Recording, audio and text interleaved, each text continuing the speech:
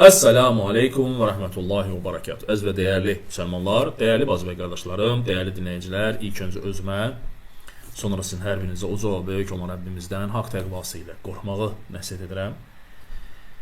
Həqiqətən Allah Subhanahu wa Taala mübarək kitabında buyurur ki, sizin ən hörmətliniz Allahın dərgahında Allahdan ən çox qorxanınızdır, yəni təqvalı olanınızdır. Uca və böyük olan Rəbbimizdən qorxmaq, Allah Subhanahu wa Taala'nın üzərimizdə olan əmrlərini yerinə yetirmək, nəyi ki bizlərə qadan edibsə, nədən ki çəkinməyə əmr edibsə, o şeylərdən uzaq durmaqla bu təqva sifətini, Allahdan qorxmaq sifətini qazanmış olaraq.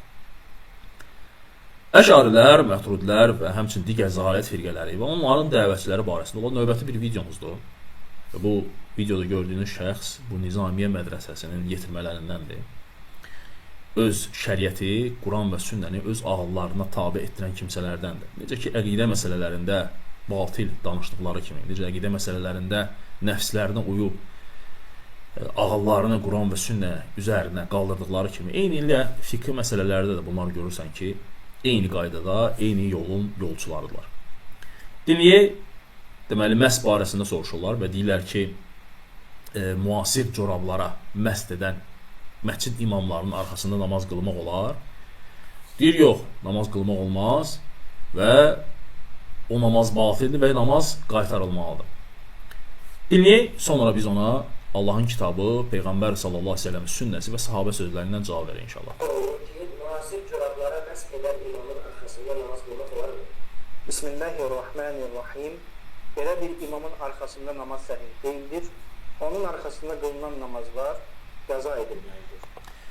Heç bir dəlil, eşitdiyiniz kimi, heç bir dəlil zikr etmədən, rahatlıqla Allah Subhanahu wa Taala'nın dinindən və Peyğəmbər sallallahu aleyhi ve sellemin adından fətva verir ki, bəli, müasir corablara məhz çəkən imamların arxasında namaz qılmaz və bu namazlar batildir və qaytarılmalıdır. Görək, Quran və sünnə nə deyir?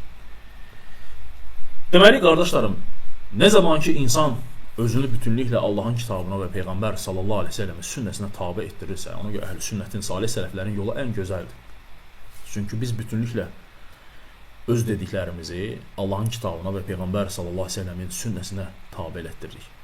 Və sən dediklərimi Quran və sünnə üzərində qoyanda görürsən ki, əgər yapışırsa götürülür, yapışmırsa atasan kənara. Allahu Akbar. Çünki bunu bütün əhl-i sünnə imamları deyib. İmam Şafii, İmam Ebu Hanifə rahimehullah deyərdi ki, bizim dediklərimizi Quran və sünnə ilə tutuşturun, uyğun gəlsə götürün, gəlmirsə atın bir kənara. İnsan Allah Subhanahu taalanın dini ilə, şəriəti ilə çəkişməməlidir. Allah Rasulü bizlərə nəyi asanlaşdırmağı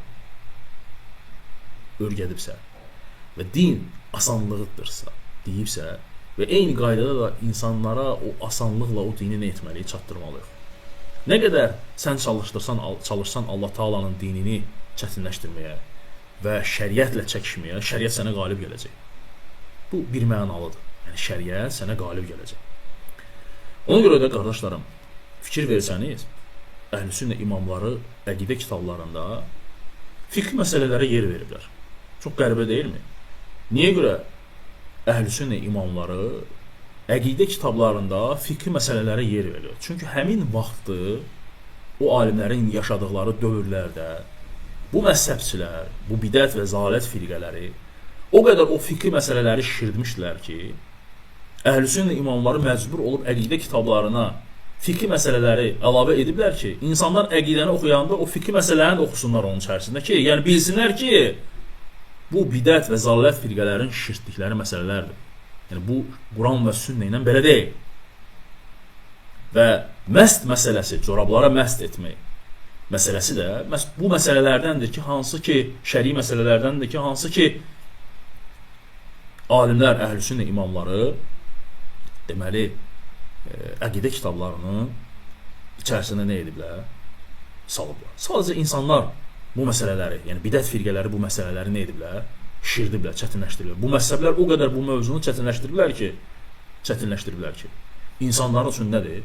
Artıq bu məsələlər çox qəliz bir hala gəlib satıb.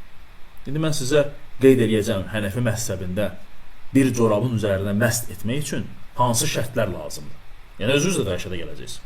Və burada da Həzrət Əli radiyallahu anhunun sözləri yada düşür ki, və yerindədir ki, Həzrət Əli deyərdi ki, əgər şəriət Allahın dini ağıllı olsaydı, biz məhsdi corabın üstünə deyil, ayağımızın nədir? Altına çəkərdik. Allahu Ekber. Həqiqətən də bu belədir. Amma şəriət ağılla deyil. Şəriət Allah belə buyurdu, Peyğəmbər sallallahu əleyhi və səlləm belə buyurdu deməklədir. Deməli qardaşlarım, Hənəfi məzhəbində bir corabın üzərinə, məsəl üçün Əhl-Sünnə imamları 2 dənə şərt qoyublar. Və hədislərdə Peyğəmbər sallallahu əleyhi və səlləmin sünnəsinə biz baxdıqda 40-dan çox rivayət var, hədis vardır ki, hansı ki sahabələrin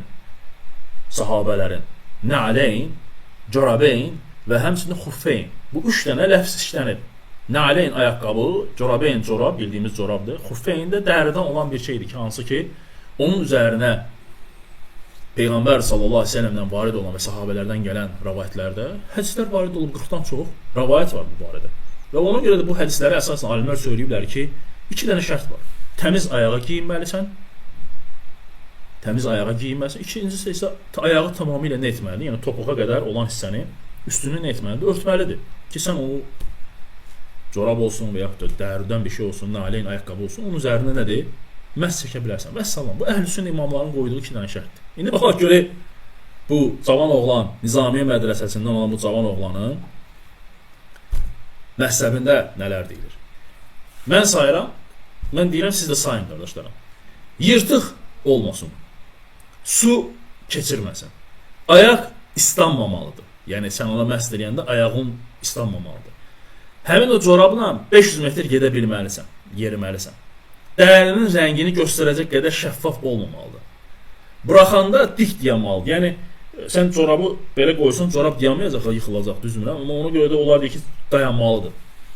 Qalın olmalıdır, nazik olmasın. Yəni bütün bu saydıqlarım, qardaşlarım, indi mən dedim, siz də sayında neçə dənə oldu şərtlər. Hamısı batıl olan bir şeydir. Bunların heç birini Peyğəmbər sallallahu əleyhi və səlləm şəriətində heç biri gəlmir. Heç biri gəlmir. Nə Allahın Rəsulü, nə sahabələr, nə tabinlər. Onlar bu cür şərtlər gətirməyiblər məhz çəkmək üçün. Və bunlar bu şeyləri hardan uydurur və deyirlər ki, imamın arxasında sən namaz qılma, namazın batildir. Yəni təsəvvür edin ki, bu insan hökm verir ki, sənin qıldığın namaz batildir. Və sonra da bizləri ittiham edirlər ki, bunlar təkfirçidirlər, bunlar nəmin xavaricdirlər, bunlar nəmin halbuki özləri bütün o sifətləri hamısı nə edirlər, özlərində daşıyırlar. Əhl-Sünnə imamları arasında bu şeylərin üzərinə dediyim kimi corabeyndir, xuffeyndir, na'leyndir, bunların üzərinə bəhs etmək arasında heç bir ixtilaf yoxdur. Əlhəmdə əksinə Əhl-Sünnə imamları icma ediblər ki, rahatlıqla ki, corabların üzərinə məhz çəkmək olar. Burada heç bir problem yoxdur. Və dediyimiz kimi 40-a yaxın səhih hədislər vardı bu barədə. Həmin hədislərdə əsasən Peyğəmbər sallallahu əleyhi və səlləmin məhz çəkərdi. Sadəcə olaraq əvvəllər xufun dərindən olan bir şeyin üzərində, sonradan isə bu corab ilə əvəz edildi o vaxtı da. Yəni corab var idi. Kimsə düşünə bilər, bu corab müasir deyil, yox. Corab odur ki, ümumiyyətlə araba, yəni ayağa nə geyinilirsə, onun üzərinə məhz çəkmək olar. İslam alimləri əvvəl istifadə edirdilər. Xufun indiki corab hökmündə olduğunu və dedilər ki, İslam alimləri ki, əvvəllər istifadə edilən xufun indiki corab hökmündə olduğunu söyləyirlər. Həmçinin İmam Əbu Hanifə rahimehullahın özü ömrünün sonlarında bu sünnəni tətbiq etmişdi. Əbu Muqatil Əs-Səmərqəndi rahimehullah deyir ki, vəfat edəcəyi xəstəlik vaxtı Əbu Hanifənin yanına gəldi. Su gətirdim, dəstəmaz aldı. Ayaqlarında corab var idi. Corablarını məhz dedi və belə dedi: əvvəllər etmədiyim bir şeyi bu günləri edirəm. Bu rivayəti İmam Tirmizi rahimehullah öz kitabında qeyd edir. Corablar üzərində məhz etmək caizdir və sahabelərinin çoxundan corablar üzərində məhz etmək haqqında hədislər gəlmişdir. Muğirə İbn Şöbə radiyallahu anh rivayət edir ki, Allah Resulü sallallahu əleyhi və səlləm corab dəstəmaz aldı və corabların həmçinin ayaqqabılarının üzərində məhz etdi. Yəni Əhl-Sünnədə bu məşhur bir görüşdür. Həmçinin Əbu Musa Əl-Əşari tərəfindən rivayət olunub ki, Allah Resulü corabların üzərində məhz edərdi. Bu da Əbu Davudda, Tirmizdə bu rivayətlər hamısı keçir qardaşlar. Corabların üzərinə İmam Əbu Davud rahimehullah deyir ki, corabların üzərində məhz etməyi Əli ibn Əbu Talibdən, İbn Məsuddan, Bəra ibn Azibdən, Ənəs ibn Məlikdən, Əbu Umamədən, Səhl ibn Səddən, Əmr ibn Hureysdən rivayət olunmuşdur. İbn Qeym rahimehullah Təhsibu Əs-Sünnə kitabında İbn Munzirdən, bilirsiniz ki, İbn Munzir icma nəqd edən alimlərdəndir. Və İmam Əhmədin corablar üzərində məhz etməsinin caiz olduğunu və həmçinin də bu barədə Sufyan əs-Sawri, İbn Mübarəkən, Həsən Səid ibn Museyb və həmçinin də İbn Teymiyyə, həmçinin Şinqiti kimi böyük alimlərin rəylərini gətirir ki, onlar corabın üstünə məst etmək olar demişlər. Yaxşı, bəs bu Nizamiye mədrəsəsində olan bu cavan oğlan bu dəlləri, bu sözləri nəyə istinad edib söyləyir? Və çıxsın bir dənə cavab versin də heç olmasa bu bir özündə bir cürət tapsın, çıxsın mənim dediklərimi rədd etsin və mənə cavab versin. Buradan bütün onların dinləyicilərinə səslərim. Deyin onlara, çıxsın bir dənə bunların hamısı rədd versin. Mümkün deyil. Necə ki ağlı ilə, nəfsi ilə danışır, eyni qaydada da əqidə məsələlərində nəfsi ilə və ağılları ilə danışırlar. Bizim dediklərimiz hamısı dəlillərlə. Gecə indi bizim öz məsələlərimizə, hansı ki bizim deməli qardaşlar arasında çox yayılan deməli suallardır bu məst barəsində. Ona görə məqamı bildim ki, elə bunları da deyim. Və Əhlüsünnə imamları arasında alimlər ixtilaf ediblər. Yəni əlhəmdülillah Əhlüsünnə imamları məsələlərdə dartışıblar bir-birlərinə və deyiblər ki, hansı daha əfsəldir? Ayağı yumaq əfsəldir, yoxsa ki məst etmək əfsəldir? Ona görə də bəzi Əhlüsünnə imamları, məsələn İmam Şafiidir, İmam Məlikdir və s. Əhlüsünnə imamlar deyiblər ki, Peyğəmbər sallallahu əleyhi və səlləm əksər hallarda ayağını yuardı. Ona görə ayağı yumaq daha əfsəldir deyiblər. Digər Əhlüsünnə imamları isə məsələn İbn Munzir burada rəvayət gətirir, deyir ki, alimlər məslər üzərində məst etməyinmi, yoxsa ayaqları yumağınmı daha fəzilətli olduğu barəsində ixtilaf etmişlər. Mən, İbn Munzir özü deyir, məst etmənin daha fəzilətli olduğunu görüşü seçirəm. Bunu İbn Həcər Fəthül Baridə qeyd edir. Yəni məsələ ixtilaflıdır. Bəziləri deyiblər ayağı yumaq daha əfsəldir, bəziləri deyiblər ki, ayağı məst etmək ondan daha əfsəl. Çünki Peyğəmbər sallallahu əleyhi və səlləmin sünnəsində Allah Rəsulu da özündən isin deməyib, Allah Taala'dan ona gələn bir vəhy ilə bunu edirdi. İkinci məsələ, məsələn sual verirlər ki, əgər ayaqda 2 dənə corab geyinmisənsə, hansına məst edilir? Yəni Əhlüsünnə imamları söyləyiblər ki, əgər ayağa 2 dənə corab geyinirsə, bu əsas qış ayıdır. Üstdən aşağı düşürsən, yəni üstdəkinə çəkdinsə, corab ayağından çıxdısa, sonra aşağıdakına çəkə bilərsən. Yəni aşağıdakına çəkmisənsə, sonra ikinci corab geyinib onun üstünə çəkmək olmaz. Üçüncü sual bu barədə verilən məs barəsində deyir ki, ayaqqabıya məs çəkmək olarmı? Bəli, olar. Bəli, icazəlidir və həmçinin də bu bir çox Əhlüsünnə imamların görüşüdür ki, əgər ayaqqabı topuğu tutursa, bu məsələn əskərlik və s. kimi yerlərdə çətin olan, soyuq olan yerlərdə ayaqqabıların üzərində nədir? Məs çəkmək olar, heç bir problem yoxdur. Dördüncü, nazik corabın üzərində məs çəkmək barəsində soruşurlar ki, əgər corab şəffafdırsa və ayaq görsənirsə, onun üzərində məs çəkmək olar. Əhlüsünnə imamları deyirlər ki, əgər corabdırsa, yəni corab adını daşıyırsa, onun üzərində nədir?